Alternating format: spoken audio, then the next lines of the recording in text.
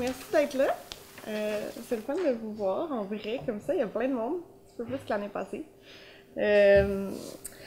D'abord, je vais me présenter. Je suis Gabrielle Ayette-Garneau, la directrice de l'organisme Les Compagnons de la mise en valeur du patrimoine vivant de Trois-Pistoles. C'est l'organisme qui organise le rendez-vous des grandes gueules, et qui donc le fera pour une 25e année cette année.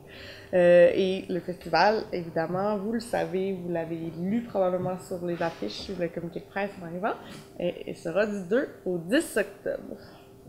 D'abord, avant de commencer la programmation, je tiens à souligner que cet événement, le festival, aura lieu sur le Wolastoquk, territoire non cédé de la Première Nation Wolastoqiyik Wassibeguk.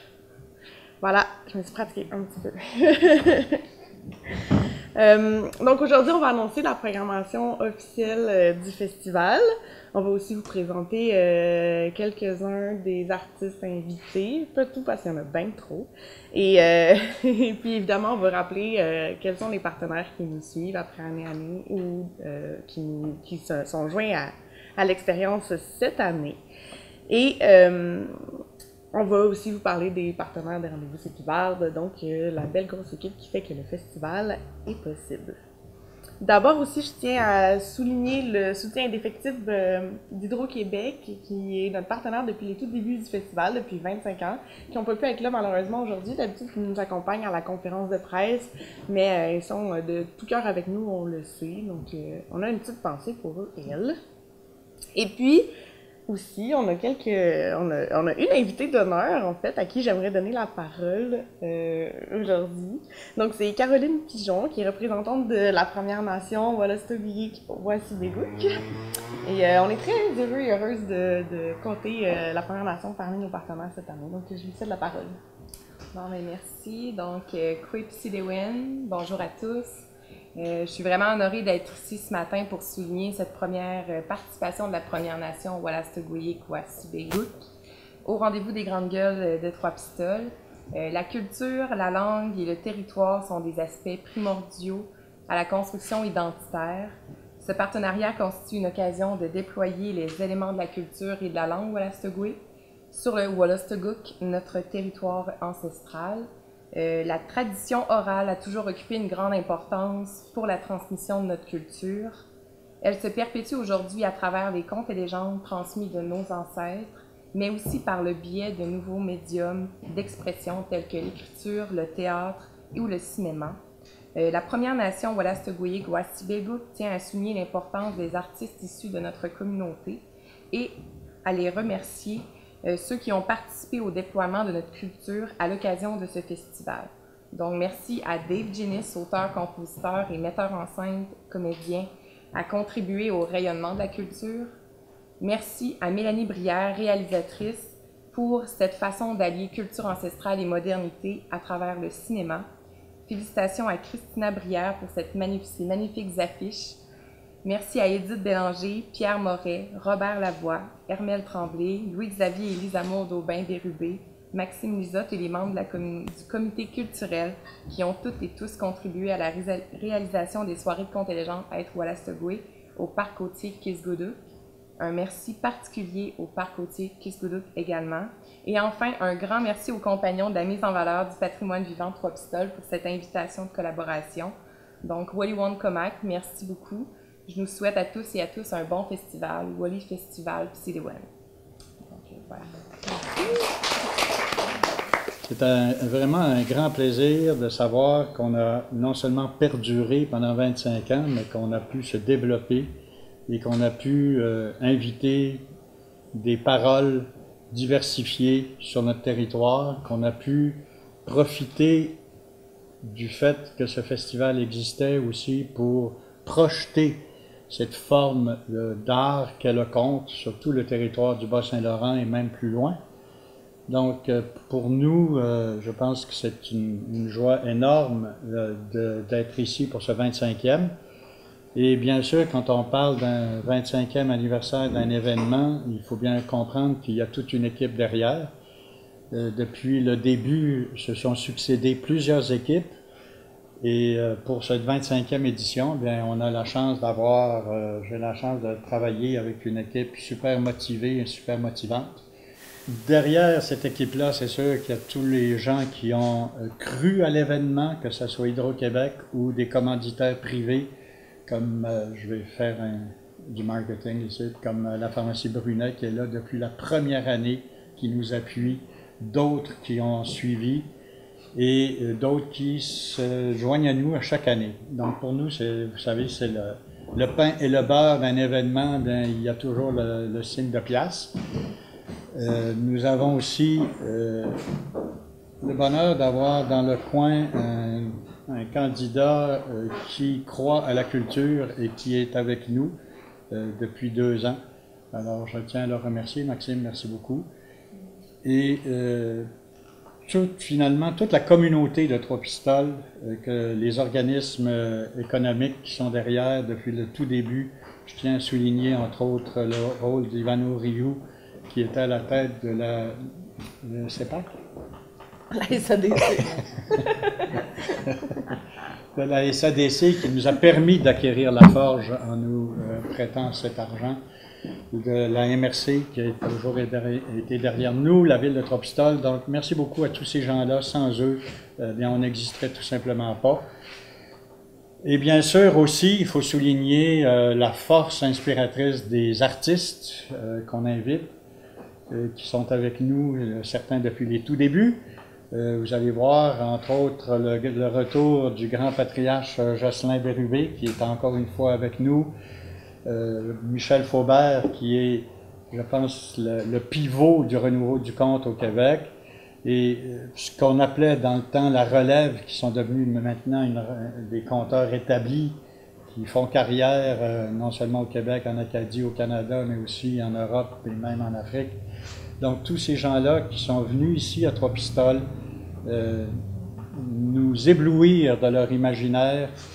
Et ça a toujours été une fonction importante de la part du festival, une vision du festival, c'est-à-dire d'offrir une diversité de l'imaginaire, mais aussi une diversité dans les formes d'expression de cet imaginaire-là. Que ce soit des contes de tradition, que ce soit des contes de création, que ce soit beaucoup plus éclaté que ça. Et on est aussi dans tout ce qui s'appelle la littérature orale, la poésie, entre autres. Donc voilà, c'est notre bilan de 25 ans. Alors cette année, bien que vous savez la date, du 2 au 10, donc 2 sur 2 fin de semaine, le cœur du festival est toujours à Trois-Pistoles. Le cœur du festival est exactement ici, à la Forge à Bérubé, où on a commencé la première édition, alors que le forgeron travaillait encore. Au milieu de ses outils, au milieu de son travail, il nous a laissé emprunter sa salle, emprunter la dynamique de la transmission orale de cette salle-là pour permettre d'installer notre festival. Donc le cœur est toujours ici. Et aussi, depuis la 5e année du festival, eh bien, le festival a l'habitude de s'épivarder sur le territoire. Cette année, il y aura 17 représentations dans villes et villages en dehors de Trois-Pistoles. Ça s'étend de Saint-Léandre en Gaspésie. Et on déborde, notre impérialisme nous porte vers l'ouest jusqu'à Saint-Jean-Port-Joli, en passant par la région du Témiscouata. Donc, c'est un vaste territoire qu'on a investi dès le départ en pensant que le conte devait rencontrer son public et le public rencontrer le conte. Donc, nous avons mis de l'avant cette stratégie. Plus particulièrement, il y a la région des Basques où on va se positionner aussi, comme toujours, 4 spectacles, c'est dans la région des Basques.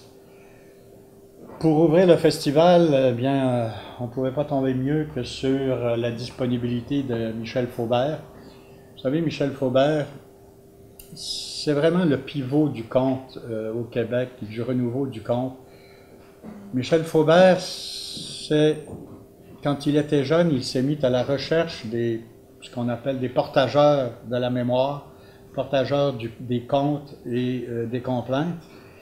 Et il a fait le tour du Québec surtout dans la région de Charlevoix et de l'Acadie, pour collecter des contes qui étaient en train de disparaître auprès des conteurs eux-mêmes.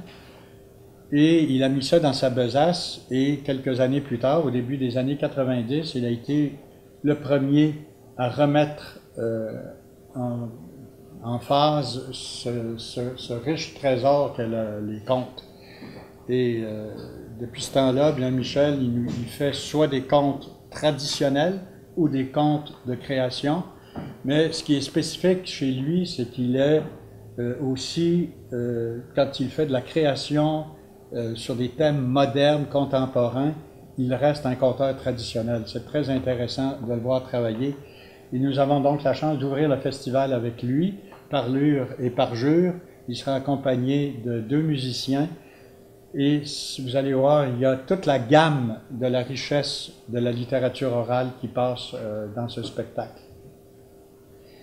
Le lendemain, nous avons la chance d'avoir le premier arpenteur, le premier gars qui a vraiment réussi à aller chercher dans la forme contemporaine du conte, à faire le premier spectacle de conte finalement, Jocelyn Bérubé, lorsqu'il a proposé en 1973 son spectacle Nil en ville. Jocelyn Bérubé donc a été le premier à faire du conte spectacle, et pour nous c'est un grand honneur qu'il revienne avec son spectacle le dimanche. En soirée, encore une fois, un grand nom du conte, François Lavallée, qui lui, quand on a ouvert le festival en 97, était à ses premiers balbutiements. Et c'était la relève de l'époque. Maintenant, c'est une valeur sûre. Et il sera donc ici le dimanche soir. Et là, on tombe au milieu de la semaine, le mercredi soir, une magnifique soirée autour du feu, avec une relève qui nous vient de partout. On va pouvoir accueillir une relève des nouveaux porte-parole de la tradition des Premières Nations, entre autres.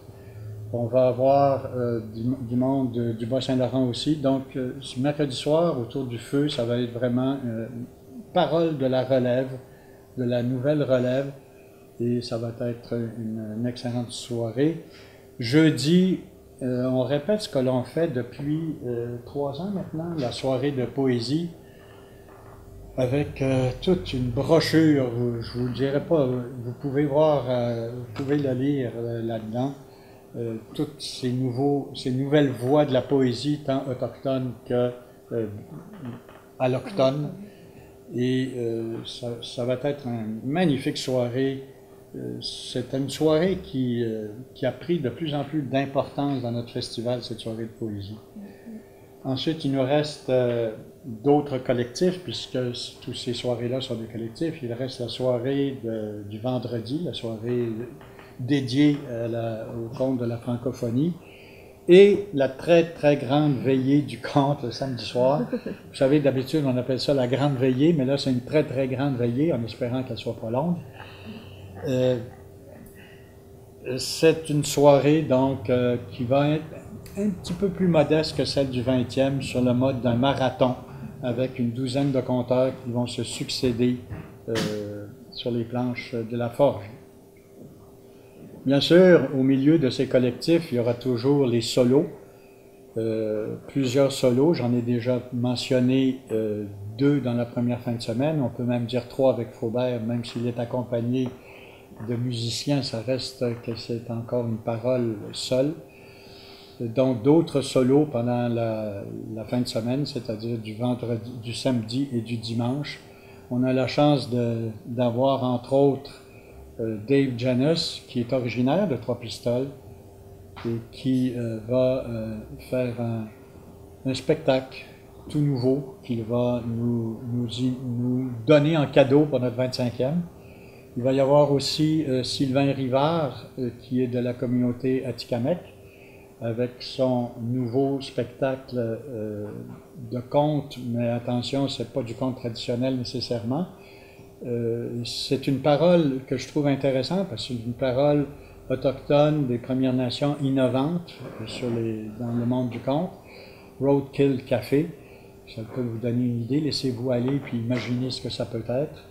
Et il y aura Armel et Peppo, qui sont deux personnages manouches qu'on a invités cette année, donc des Roms, des Gypsies, des gens de voyage, comme ils aiment s'appeler eux-mêmes, qui nous viennent de France et qui vont être avec nous pendant toute la semaine, et qui vont faire un solo. Et il y aura Nadine Wash, qui est aussi une de celles qui était de la première relève des années 90, qui est maintenant une conteuse établie, qui va se promener partout dans le monde et qui est une des forces du conte, avec Christine Bolduc. C'est une performance à la fois physique et orale. Donc, on est content d'accueillir ça. Pour terminer, eh bien, écoutez, on a une grande artiste, une grande personne, d'une humanité exceptionnelle qui va être avec nous toute la semaine, qui va être présente 4 fois pendant la semaine et qui va clôturer notre événement dans un spectacle festif avec le chanteur Inou Mathieu. Est-ce que vous avez deviné qui c'est qui va être avec nous? La grande Joséphine Bacon, donc, qui va être avec nous, qui va être un peu notre étoile de cette session. Mike Burns, le grand conteur, le barde irlandais, qui est de retour avec nous cette année. Ça nous fait tellement plaisir. C'est une force de la nature, ce Mike. Et il va être aux randonnées à Saint-Mathieu, les 2 randonnées de Saint-Mathieu, pour nous entretenir sur toute cette tradition riche, cette tradition orale riche irlandaise, en se promenant sur les terres de Luc Malenfant au milieu des sculptures de Luc Malenfant. Souligner le fait qu'on a quelques nouveaux lieux pour les Sépivardes, entre autres le vieux couvent à Saint-Mathieu qui a bien accepté d'ouvrir ses portes et de servir des repas pour cette soirée avec Marta de Calzada, qui est une conteuse d'origine espagnole qui vit maintenant en Abitibi et qui est déjà venue plusieurs fois à Trois-Pistoles. À la Maison de la culture du Pic Champlain-Dubic aussi, qui est avec nous pour la première fois. Il y a le Café culturel de la Pointe à Rivière-du-Loup avec cette catastrophe humaine qu'est Stéphane Madix-Albert. C'est exceptionnel, c'est d'une force orale, d'une invention de vocabulaire. Écoutez, il faut aller le voir, mais je ne veux pas trop en parler parce que je ne veux pas dégarnir Trois-Pistoles. Mais c'est vraiment... et ça nous fait plaisir aussi de débarquer dans ce nouveau café culturel-là avec cette force qu'est Stéphane Madix. Moi, je vous parle des activités qui sont un petit peu plus hors normes, hors spectacle sur scène, du moins. Donc, d'abord, on va commencer le festival juste avant le spectacle de Michel Faubert de Parlure et Parjure. On va faire un amuse-gueule. On l'aime l'appeler comme ça depuis quelques années maintenant. Puis c'est une projection, donc qui se passera à la Forge aussi. Et puis cette année, on l'organise avec 2 partenaires intéressants. Entre autres, le festival Intersection Rencontre internationale de cinéma féministe au Bas-Saint-Laurent, qui est à sa première édition. Donc, c'est une collaboration avec ce festival-là, ainsi qu'avec la Corporation du Salon du Livre de l'Outaouais. Et puis, on va présenter le film « Je m'appelle humain » de la réalisatrice Kim Obum-Sawin et qui va présenter Joséphine Bacon juste avant son arrivée à Trois-Pistoles. Donc, très intéressant. Puis, le film sera précédé de 4 courts-métrages, dont 3 qui font partie d'un projet qui s'appelle « Retracer conte vidéo contemporain » et qui est la partie donc avec le Salon du Livre de l'Outaouais, où là, on aura 3 artistes qui font des contes en mode vidéo, donc des petites capsules avec Marie-Evelyne Bellinga, Mafan et André Lévesque-Louis, qui d'ailleurs fera partie de notre programmation en tant que poète au Cabaret de la Poésie. Donc, on fait des liens quand même. Et on aura aussi le court-métrage « L'origine de la Wallastock » de la réalisatrice Mélanie Brière. Et Mélanie Brière sera avec nous pour faire une discussion émotions après la projection. D'ailleurs, ce court-métrage-là est illustré par Christina Brière qui a fait notre visuel pour cette 25e édition. Donc, on est cohérent. Alors, voilà, ça sera la musicale, la mise en bouche du festival. Le lundi 4 octobre, on aura aussi un petit projet ponctuel encore sur la terre de Luc Malenfant à Saint-Mathieu-de-Riou avec Théâtre Témoin. Et ça s'appelle le projet Pastrami. Donc, c'est un projet qui a été fait avec des échanges, des correspondances littéraires poétiques en mode cadavre exquis. Et il y a un spectacle in situ qui a comme été créé pour ça, donc une déambulation dans la forêt. Donc, ça se passera à Saint-Mathieu. Ensuite, il y aura un petit spectacle familial. Évidemment, comme à chaque année, le festival, sauf l'année passée, mais on espère pouvoir revenir avec les écoles cette année. Donc, on se croise les doigts pour que ça se passe bien d'un point de vue pandémique et qu'on puisse retourner dans les écoles, donc faire des projets avec les jeunes. Mais on offre quand même ce spectacle familial aussi, grand public, de Nadine Walsh, qui est intitulé Merveille et qui se passera à la bibliothèque à Trois-Pistoles le samedi 9 octobre. Aussi, comme à chaque année, maintenant, on a un partenaire de longue date avec un partenariat de longue date avec Planète Rebelle, la maison d'édition de livres de contes. Et on présente cette année, donc on fait le lancement du livre Kamikaze du vendredi d'Amélie Prévost. Amélie sera sur place pour présenter ce livre-là et c'est un livre balado, donc la balado a été réalisée avec la Quadrature, qui est un organisme qui met en place ou qui déconstruit, plus que mettre en place le conte. Pour le reconstruire. Pour le reconstruire, oui, dans des nouveaux médiums. Donc, très intéressant tout ça. Ce sera un beau lancement. Et puis, finalement, Caroline en a parlé un peu au début, mais on a une activité en collaboration avec la Première Nation. Donc, ça sera le conte et légende Être Wolastoqey, qui se passe sur le site du parc Kiskoudou.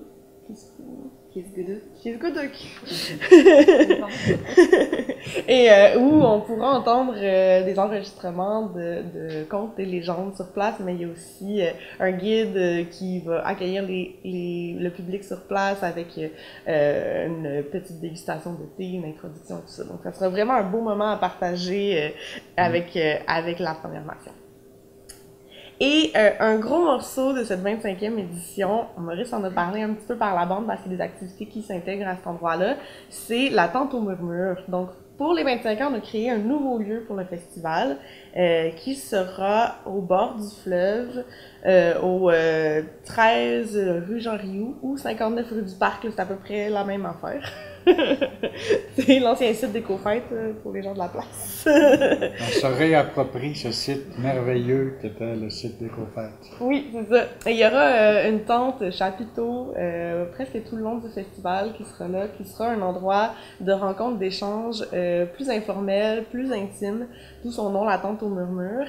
Et ce sera un endroit où il y aura des ateliers.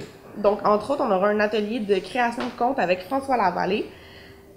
C'est gratuit sur inscription, donc ouvert à tous, au grand public, et aussi 2 ateliers de poésie déclamée, slam, avec Amélie Prévost. Donc vraiment un beau moment pour aller se dégourdir la parole. Il y aura aussi également un atelier pour des récits d'immigration avec Martha Sáenz de la Calzada. Et ça, c'est réalisé en collaboration avec la MRC des Basques. Donc, c'est pour des personnes qui ont un récit d'immigration, évidemment. Donc, c'est peut-être un peu moins grand public, mais les inscriptions sont encore ouvertes. Et donc, plusieurs ateliers pour aller se dégourdir. Et il y aura donc, par rapport à ça, un micro ouvert qui sera offert au Café des Grandes Gueules pour aller se pratiquer sur la scène. Et également, le dimanche 10 octobre, il y aura le spectacle Les Grands et Petits Récits qui mettra en scène les personnes qui ont participé à l'atelier de récits d'immigration et quelques artistes professionnels de la programmation également. À la Tente au Murmure, il y aura également des cafés de la parole qui sont les activités qu'on fait depuis quelques années, qui sont des conférences ou des tables rondes de discussion sur des sujets liés à la parole, la tradition orale. Donc cette année, à la Tente au Murmure, on en fera 3. Donc ça sera vraiment un endroit de rencontre et d'échange. Donc on en aura une première le jeudi 7 octobre sous le thème Contes et culture autochtone avec un panel d'artistes. Et le second Café La Parole sera le vendredi 8 et ce sera aussi avec un panel de discussion qui portera sur la culture orale dans un contexte de nomadisme et de sédentarisation. Donc, super intéressant. Et puis, le troisième Café de la Parole sera une conférence de Dave Jennis qui s'intitule Faire un dinoc, rêver, créer, renaître, 35 ans de création théâtrale autochtone. Donc, vraiment des belles rencontres, je pense, à aller faire à cet endroit-là. Et puis, juste à côté de la Tente au Murmure, du moins s'il fait beau, on veut faire des feux. Donc, le cabaret dont Maurice parlait, qui s'appelle le Feu des mots, aura lieu juste à côté de la Tente au Murmure, sur le bord du fleuve. Et il y a aussi un spectacle solo de Joséphine Bacon qui se passera là, sur le bord du feu. Donc, vraiment dans le mode échange. Le Café des Grandes Gueules revient aussi cette année. Il aura lieu au 23 rue Pelletier. Donc, on a très, très hâte de se retrouver. Le Café des Grandes Gueules, c'est le point de chute des artistes, des bénévoles et du public pour se rencontrer de manière décontractée, faire la fête, manger. Et voilà, donc ça revient. Ce qui revient aussi, et on n'en a pas encore parlé, c'est le concours de la plus grande menterie. Et ça, c'est le super concours, parce que là, on invite tous ceux qui ont déjà participé, non seulement qui ont participé, mais qui ont gagné déjà dans le passé. Il y a quelques absents, malheureusement, qu'on n'a pas pu revoir, mais ça va être une super session de menterie. J'ai oublié de mentionner une partie importante de la programmation, la Maison hantée, avec la conteuse des Innu, Katia Rock, qui va être présente sur un spectacle nouveau, une sortie de résidence en fait. Donc tout un cadeau que Katia Rock nous fait avec un musicien à la Maison hantée le samedi soir. Ben rapidement, la billetterie, comment ça fonctionne cette année? Ben, à peu près comme d'habitude, les billets vont être disponibles en ligne à lepointdevente.com, mais aussi au dépanneur chez Guérette à Trois-Pistoles ici, à la librairie J.A. Boucher à Rivière-du-Loup et à la librairie L'Alphabet à Rimouski. Et on offre des passeports. Cette année, on a 3 options de passeports parce que c'est un très long festival. Donc, on a le grand passeport qui comprend 15 spectacles, qui est au prix de 200 $, 175 en pré-vente. Le petit passeport qui sera donc pour la première fin de semaine du 2 au 4 octobre, c'est 60 $ pour 5 spectacles ou 50 en pré-vente. Et finalement, le moyen passeport, qui est comme pour la semaine et la deuxième fin de semaine, du 6 au 10 octobre, à 140 $ ou en prévente à 125 $. Et puis, il y a un rabais étudiant aussi pour la plupart des spectacles, donc à vérifier pour tout ça. Les billets des spectacles en site puis valdes sont généralement aussi toujours en vente à la porte des événements. Et puis là, ben, je vais passer au moment où on remercie tous nos partenaires. Alors, ils défilent derrière moi depuis le début de la conférence, mais vous les avez peut-être pas tant regardés, donc je vais les nommer en plus, pour être bien sûr qu'ils sont remerciés, parce que c'est en fait vraiment grâce à eux, Maurice l'a dit un peu tantôt en introduction, que le festival peut avoir lieu année après année. Donc, on est vraiment très content d'avoir autant de partenaires ou commanditaires qui nous font confiance année après année. Donc, c'est vraiment très essentiel pour les organisations culturelles comme la nôtre. Puis donc, on tient à les remercier. Alors d'abord, il y a Hydro-Québec qui est présentateur officiel du festival, mais il y a aussi le Conseil des arts et des lettres du Québec qui nous soutient à la mission, de même que le Conseil des arts du Canada. Donc des partenaires vraiment importants. Il y a Patrimoine canadien qui est avec nous aussi dans l'organisation du festival. Pour une première fois cette année, le Consulat général de France à Québec nous soutient pour l'accueil des artistes français. Tourisme Québec et Tourisme Bas-Saint-Laurent, donc ils nous soutiennent aussi pour une première fois au festival. Très content pour cette 25e édition. Il y a Immigration, Francisation et Intégration Québec qui nous soutient par le biais en fait de la MRC avec l'organisation de certaines activités. La ville de Trois-Pistoles qui est un partenaire évidemment essentiel de longue date. La MRC des Basques et la SADC des Basques. Donc, merci beaucoup à tous ces partenaires-là. Et puis, j'aimerais prendre le temps de remercier les commerces ou entreprises de la région aussi qui sont commanditaires pour le festival cette année. On a vraiment besoin de cette générosité-là et c'est vraiment un nid fécond que ça nous permet de créer à Trois-Pistoles. Donc, il y a le caveau des Trois-Pistoles, la Rumeur du Loup, la pharmacie Brunet, ANT Moulage, Trois Skis Productions, la librairie L'Alphabet et la Société nationale de l'Est du Québec et Groupe Forget dans nos partenaires forts. Il y a la BMR, le BMR, la Coop Agriscore, Service Bérubé, la Caisse des Jardins des Basques, Maxime Blanchette-Jonca, qui sont nos partenaires argent pour cette édition-ci. Tremblay Bois Avocat, Mallette, les Galeries Trois-Pistoles, Terry Télécom, Promutuelle Assurance, Flore Déco Tapis Saucier, Rio Paysagiste, Autobus Denis, Imprimerie Publicum, la Clinique vétérinaire du Fleuve et la Marbella qui sont nos partenaires bronze. Donc, à tous et toutes, un immense merci. Et puis, tant qu'à être dans les remerciements, j'aimerais remercier encore une fois les partenaires des rendez-vous C'est Pivarde, qui sont 17 cette année. Donc, c'est vraiment une belle, grosse gang. C'est du presque jamais vu, je crois, une aussi grande quantité de rendez-vous C'est Pivarde dans le cadre du festival. Donc, c'est des gens qui travaillent avec passion dans des milieux et qui permettent de partager la culture et le conte vraiment partout au Bas-Saint-Laurent. Donc, c'est un immense merci à eux.